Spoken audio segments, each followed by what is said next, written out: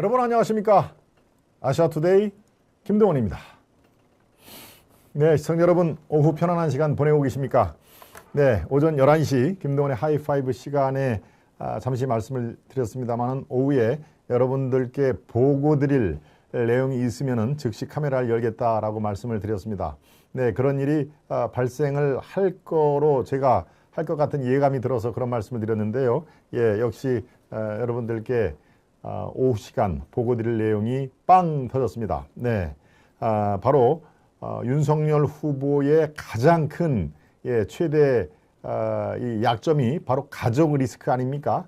가족 리스크의 핵심이 바로 장모와 처 김건희 리스크일 텐데요. 바로 그 장모의 소송 관련 2심에서 1심에서는 징역 3년이란 중죄를 선고받았습니다만 2심에서 완전히 뒤집힌 사안이 벌어졌습니다.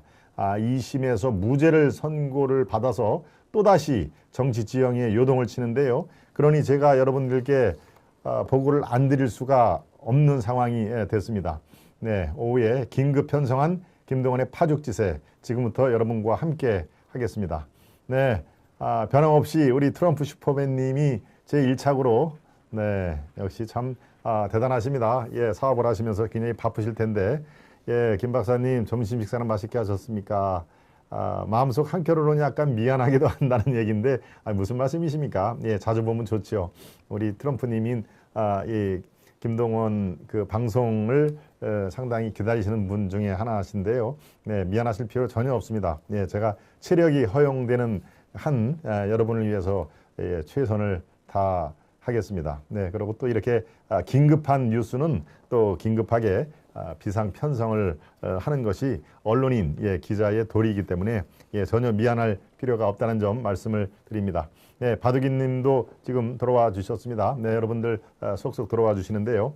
네, 윤석열 장모의 무죄 판결이 왜 그렇게 중요할까요? 예, 그렇습니다.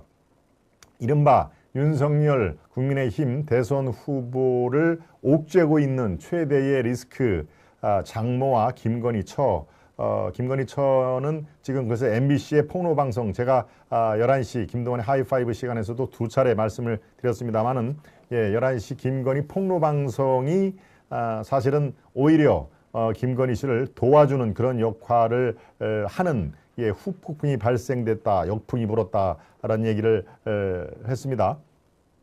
오히려 건희사랑이라는 팬클럽이 250명이었죠.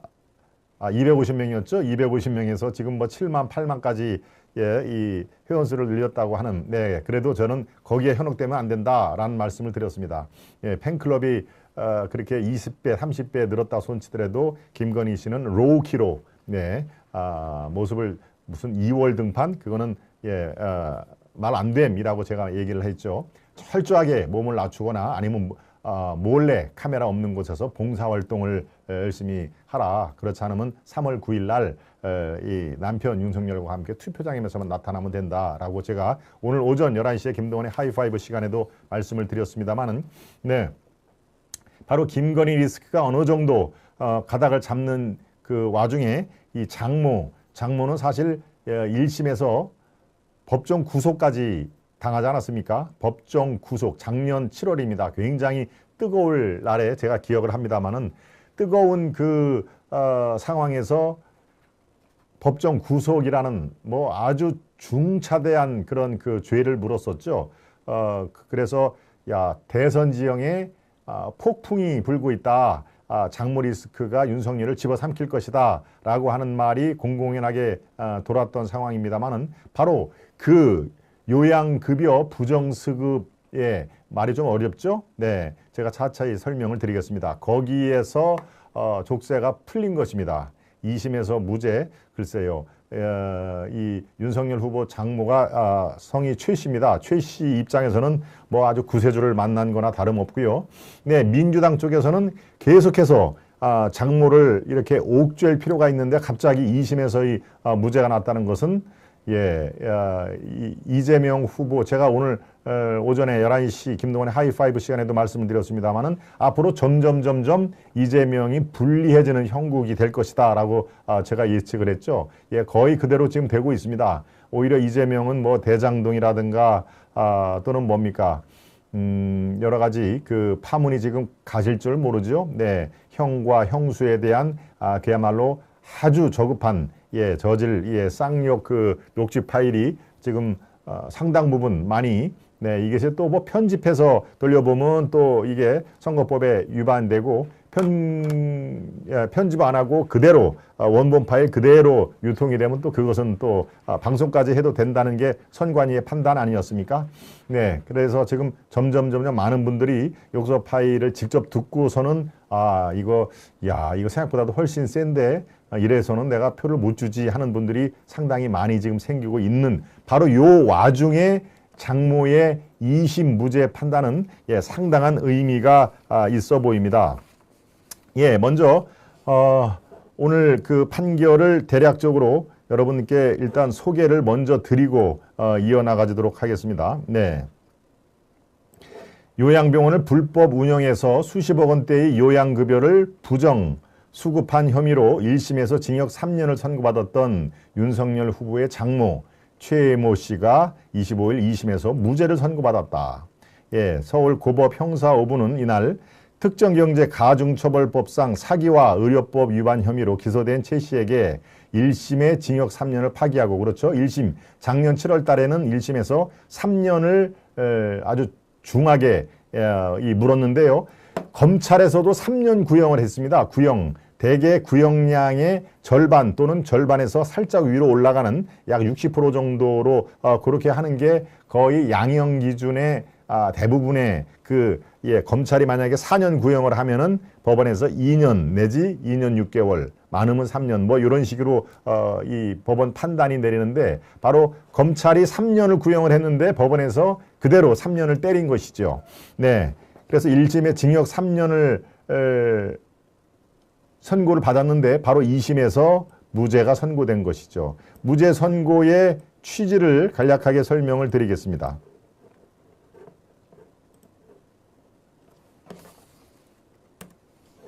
네, 최 씨는 의료인이 아닌데도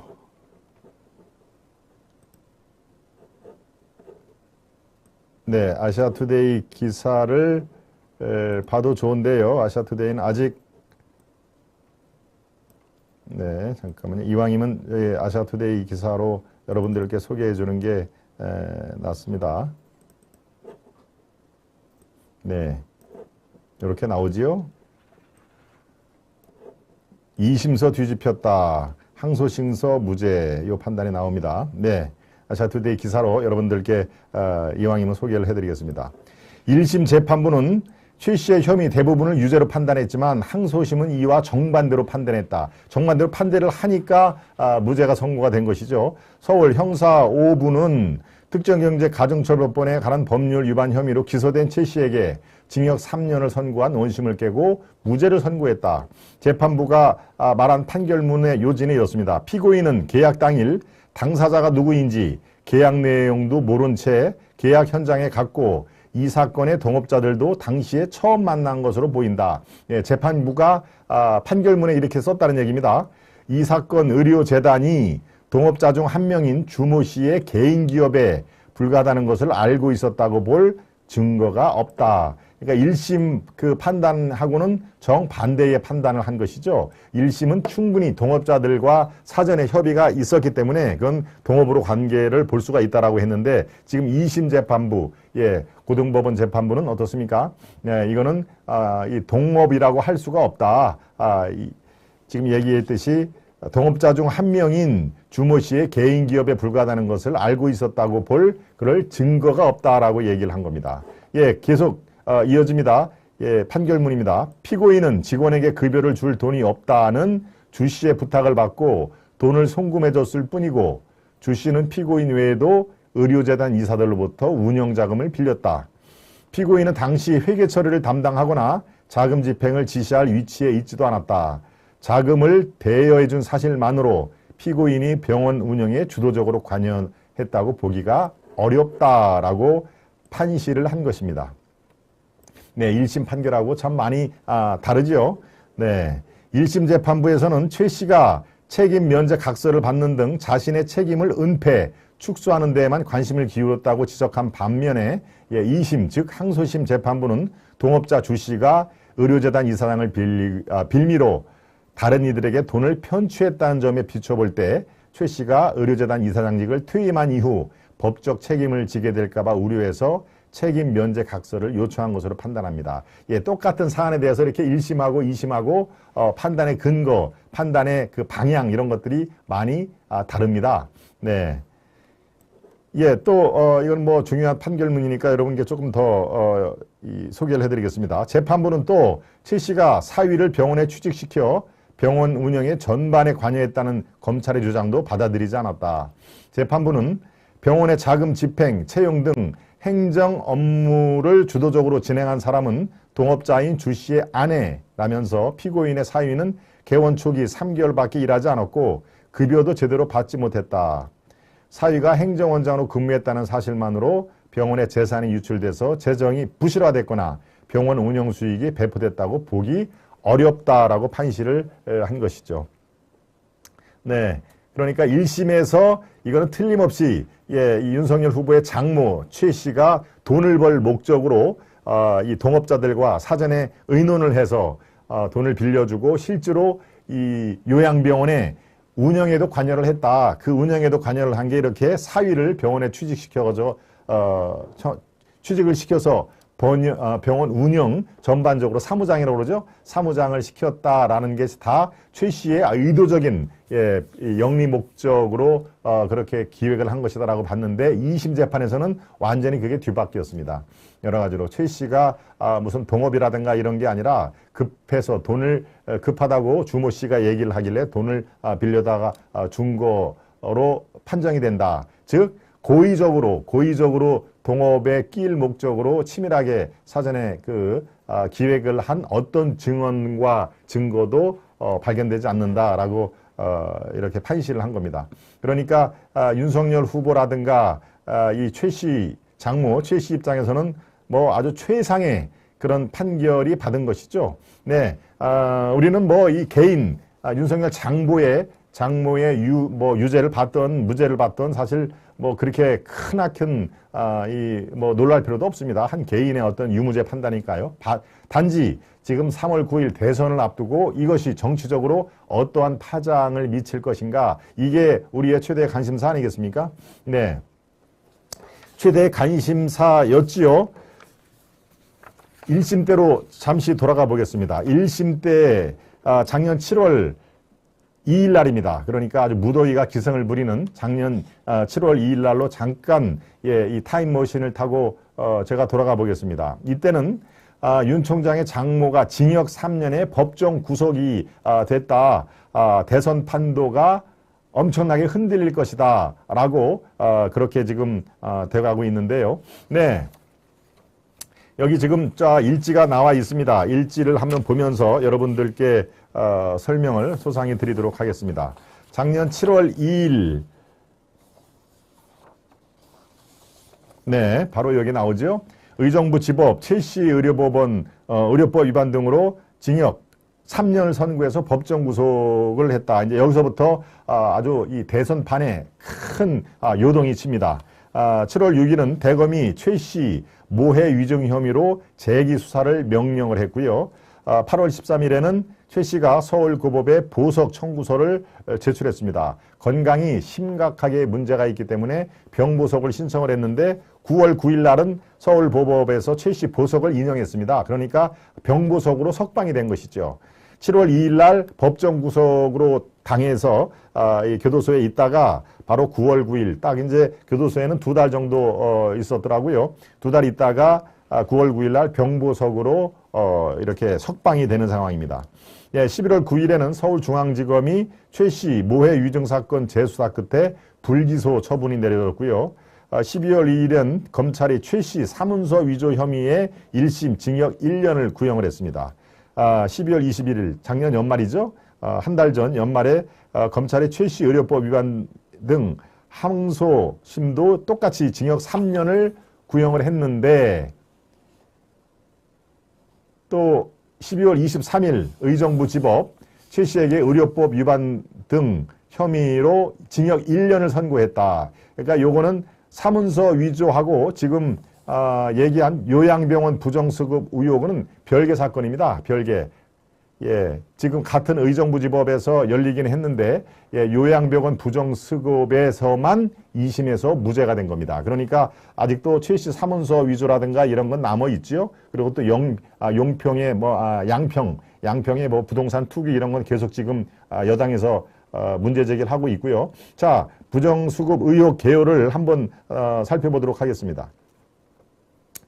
네. 2014년 이사장직에서 물러나면서 책임 면제 각서를 받았다는 이유로 입금되지 않음. 여기에 지금 2012년 써 있죠. 의료재단이 써 있는데 의료재단은 인정, 허가를 받은 사람들이 운영을 하는 걸로 되어 있습니다만은 윤석열 총장의 장모 최모 씨 올해 나이가 75인데요. 이분은 의료인이 아님에도 돈을 빌려줌으로써 의료법 위반과 사기 혐의로 당시에 불구속 기소 처분이 된 것이죠. 네. 요 요양병원은 의료법에 따라 개설된 의료기관이 아니기 때문에 그렇습니다. 오른쪽에 나오죠. 이 사람이 투자한 그 요양병원은 의료법에 따라 정상적으로 설치된 개설된 의료기관이 아니기 때문에 바로 의료법 위반이라는 그런 이 형벌이 가해진 것이죠. 네. 그래서 국민건강보험에서 무려 2년간에 걸쳐서 22억 9천만 원, 즉 23억 원의 돈을 타냅니다. 타냈기 때문에 그게 부정수급으로 이제 걸린 것이죠. 네.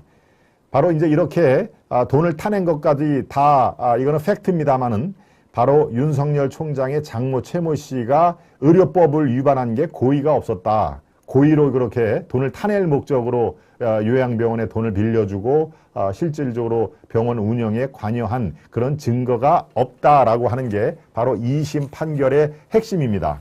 네, 바로 이 작년 7월 달에 징역 3년을 선고해서 법정 구속을 내릴 때는 뭐 사실 굉장히 정치권이 아주 요동을 쳤습니다. 왜 그럴까요? 왜 요동을 친 건지 여러분들 잘 기억을 해 보십시오.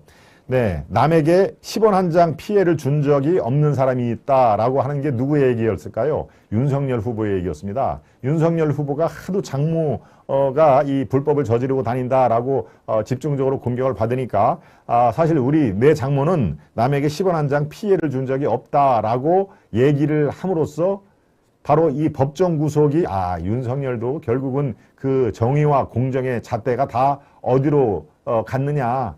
그렇게 뭐 다른 사람들한테는 그렇게 조국을 비롯해서는 아주 서리빨 같은 그렇게 수사를 하면서 자기 장모에게는 저렇게 남에게 10원 한 장도 피해를 준 적이 없는 사람이다라고 얘기를 했는데 덜컥 그렇게 법정 구속을 당했지 않습니까? 징역 3년에. 바로 그러니까 윤석열이 그때부터 사실 가정 리스크에 깊숙하게 늪에 빠진 것이죠. 바로 그 장면입니다. 7월 1일 날 법정 구속이 될 때부터 윤석열의 공정과 정의와 상식에 기초한 이 법 판단은 어디로 갔느냐라고 하면서 집요하게 여권 측에서 공격을 하는 거죠. 바로 그 공격을 한 계기가 이 장모의 법정 구속이자 3년 선고를 1심에서 받은 게 그게 계기가 된 거 아닙니까? 그때부터 7월 2일부터 계속 8, 9, 10, 11, 12, 1, 6개월 동안에 이른바 가정 리스크에 아주 깊이 늪에 빠진 것인데 가정 리스크라고 하면은 제가 말씀드렸다시피 장모, 그 다음에 아내 김건희 씨 두 가지가 가정 리스크였습니다만은 지금 김건희 씨는 뭐 어느 정도 물론 뭐 이 경력 그 뻥투기 부풀리기는 지금 고소고발이 이루어진 상태에서 글쎄요, 그거는 아마 3월 9일 여러분이 투표할 때까지 어떤 조사라든가 결과가 나오지가 않습니다. 경찰이나 검찰에서 나올 수가 없는 지금 시일인 만큼. 근데 바로 이 결과가 나오는 게 바로 이 장모. 만약에 2심에서도 징역 3년이라는 게 그대로 유지가 됐거나 하면은 윤석열 후보의 뭐 공정과 정의 뭐 이런 것들이 이제 봐라 1심에서도 그렇고 2심에서도 저렇게 장모는 빼도 박도 못하는 아주 이렇게 중범죄 아니냐라고 하면은 글쎄요, 가정 리스크에서 뭐 벗어나기가 쉽지가 않지요. 그런데 오늘 이렇게 윤석열과 그 가족들, 김건희 또 최모 씨의 입장에서는 최대의 선물을 받은 것이죠. 그러니까 이 여권에서는 어라? 저거 1심에서 징역 3년을 받고 법정 구속을 했는데 2심에서 무죄야? 라고 하면서 지금 멘붕에 빠진 상태인 것입니다. 상당히 작지만 결코 작다고 볼 수 없는 이 대선판에서는 굉장히 중요한 그 역할을 지금 하고 있는 것인데요. 1심에서 건강보험공단 재정을 악화시켜 국민 전체에 피해를 준 점 등 책임이 무겁다라고 징역 3년과 법정 구속을 딱 때렸는데 바로 고의적으로 국민건강보험 재정을 약화시킬 의도가 어디에서든지 발견되지가 않는다라고 하는 게 2심 판결의 핵심입니다. 그러니까 같은 사안을 두고 1심과 2심에서 많은 그 차이가 나는 것이죠. 네. 그래서 글쎄요, 지금 상황에서 말씀드리는 건 적합치 않은, 그래서 이 법이라는 게 코 걸면 코걸이, 귀에 걸면 귀걸이, 이혈령, 비혈령이라는 게 바로 그래서 나오는 얘기입니다. 네. 자, 이 윤석열 장보 최모 씨의 요양병원 부정수급이 무죄가 됐다라고 하는 그 상황은 지금 대선판에서 윤석열 후보가 가족 리스크를 거의 절반 이상은 벗어던진 그런 효과를 거둘 수 있다라는 점에서 민주당 집권 여당한테는 상당히 정신적인 공황 상태로, 왜냐하면 계속 그거를 지금 물고 늘어져야 윤석열의 그런 공정과 정의, 상식 이런 검찰총장으로서 대선 후보까지 간 최고의 브랜드가 그거 아닙니까? 공정, 정의, 상식에 입각한 법치 이런 것들 아닙니까? 그런데 그것을 계속 물고 늘어질 건이 공중으로 사라진다는 의미에서는 글쎄요, 집요하게 공격을 했던 그 여권은 상당히 지금 아주 당황하는 그런 기색이 역력해 보입니다. 반대로 윤석열 캠프에서는 아주 엄청 쾌재죠. 지금 여의도 저쪽 동네, 여기는 여의도의 동쪽이고요. 제가 있는 데는 저쪽에 국민의힘 당사라든가 국회는 저쪽 그 여의도 서쪽에 있습니다만은 지금 아주 쾌재를 부르고 있는 그 상황입니다만은 글쎄요, 김건희 이 리스크는 제가 오늘 오전 11시 김동원의 라이브 방송 하이파이브에서 말씀을 드렸다시피 김건희 씨는 이런 팬클럽에 이 30배, 40배가 는다 하더라도 절대 기고만장해서는 안 된다. 네. 그야말로 하이키가 아니라 로우키로 모습을 드러내지. 2월달 등판 안 된다. 되도록이면은 이 3월 9일 날 남편하고 같이, 윤 후보하고 같이 투표하는 걸로 족하라. 굳이 활동을 하겠다면은 카메라 없는 곳을 골라서 카메라 없이 숨은 선행을 해라 라는 말씀을 제가 오전 방송 11시 김동원의 하이파이브 시간에도 조목조목 말씀을 드렸습니다. 봉사활동 할 때는 많습니다. 서울에서도 아주 이렇게 음지 또 사회적 약자를 찾아서 이렇게 조용하게 거기에 카메라를 또 한두 군데 또 연락해서 데리고 가면은 그거는 이제 진짜 끝입니다. 진짜. 그거는 몰래 선행도 하고 그게 나중에 후일담으로 아이고 이 김건희라는 사람이 다녀갔는데 정말 아주 쉬지도 않고 열심히 일하다가 갔어 라고 하는 그런 얘기가 자연적으로 나올 정도가 돼야 이제 김건희 리스크가 어느 정도 없어지는 것이죠. 네, 이제 장모 최 씨의 요양급여 부정수급 사건에 대해서 어느 정도 족쇄를 풀은 윤석열 후보가 글쎄요, 지금 족쇄를 푸른 걸로 지지율의 탄력을 받을지 받을 수가 있을 것입니다. 이 정도의 문제가 있을 뿐이지 난 윤석열의 장모가 되기 싫어서 못 찍겠어 하는 분들도 많거든요. 김건희 씨도 물론 마찬가지지만 왜? 아니 돈이 많다는 사람이 왜 이렇게 돈에 대한 욕심을 부리느냐. 실제로 이 모녀는 돈이 꽤 있는 사람입니다. 그거는 김건희 씨의 그 전화 몰래 그 녹취 파일에서 나타나지 않습니까? 줄리 관련해서 뭐라고 그랬습니까? 여러분들 잘 기억을 한번 더듬어 보시죠. 줄리 관련해서는 그 이른바 서울의 소리 그 뭡니까? 촬영기사인가요? 그 사람하고 통화할 때 그렇게 얘기를 했죠. 아니 우리 엄마가 돈이 많은데 뭐가 모자라서 딸을 술집에서 그렇게 그 술을 팔겠어. 그 말도 안 되는 소리 하지 마라고 그때 얘기한 거 들으셨죠?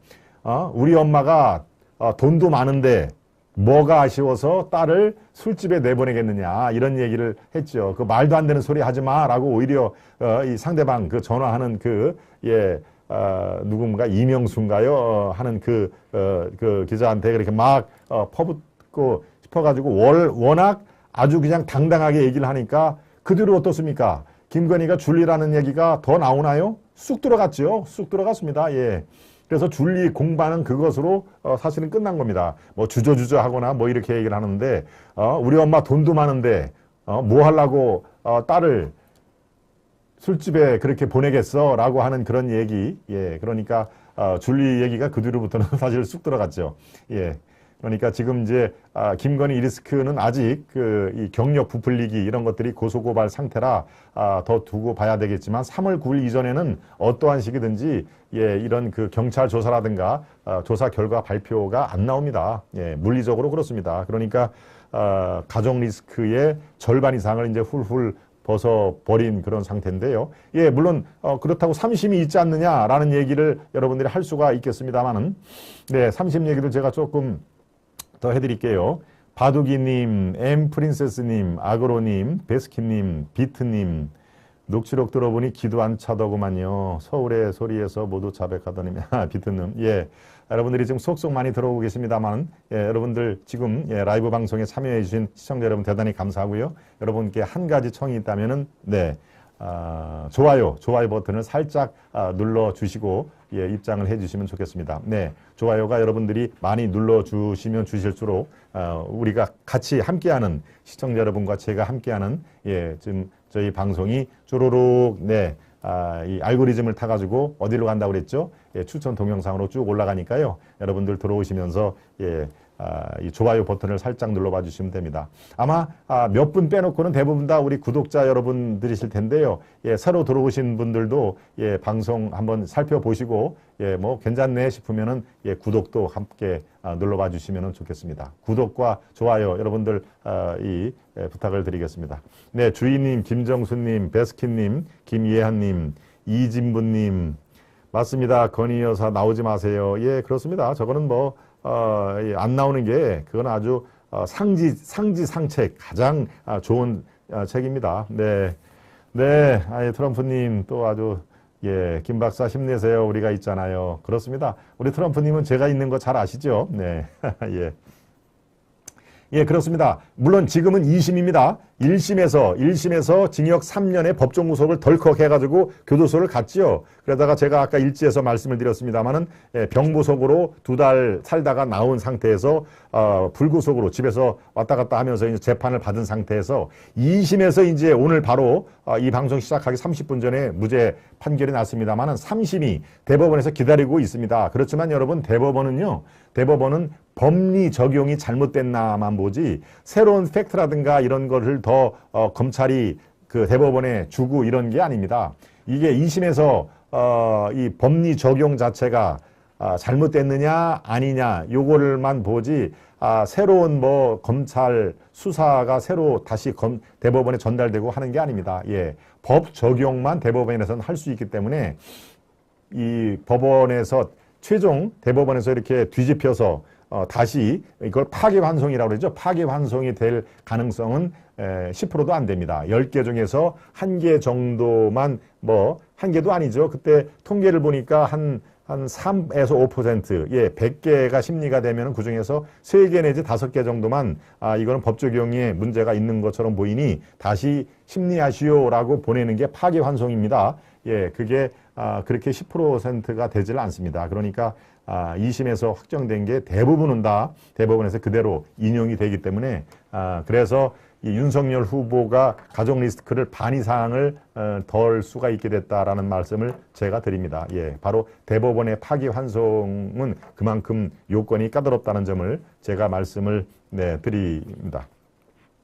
네, 아무튼 예, 이번 그 윤석열 장부의 2심에서의 무죄 판결은 또 다른 의미에서 대선판을 또 한번 요동치게 만듭니다. 이게 계속 2심에서 유죄로 판결이 되면은 이 여권에서 윤석열과 윤석열 장부를 끊임없이 다시 공격할 수 있는 그런 그 재료가 남아있는데 지금 무죄 판결이 됐기 때문에 그 재료가 스르륵 소각이 돼가지고 하늘로 올라가게 된 상황인 것이죠. 그리고 대법원 판결은요 3월 9일까지 나올 수가 없습니다. 최소한도 6개월 이상은 걸리는 상황입니다. 그러니까 여러 가지 우리 지금 이 법적인 시스템으로 봐서는 윤석열 그 캠프 쪽에서 어휴 이제 됐다라고 큰 아주 안도의 한숨을 쉴 수 있는 그런 상황이 마련이 된 것이죠. 네, 특정 뭐 사람 그 장모 최 씨가 뭐 유죄를 받건 무죄를 받건 사실은 뭐 우리가 논의를 할 필요는 없습니다만은 바로 그것이 이번 대선에서 갖는 또 다른 의미에서 아주 출렁거림, 네, 아주 그 요동을 치는 하나의 그 불쏘시개가 되고 있다라는 의미에서 제가 자세히 설명을 드렸습니다.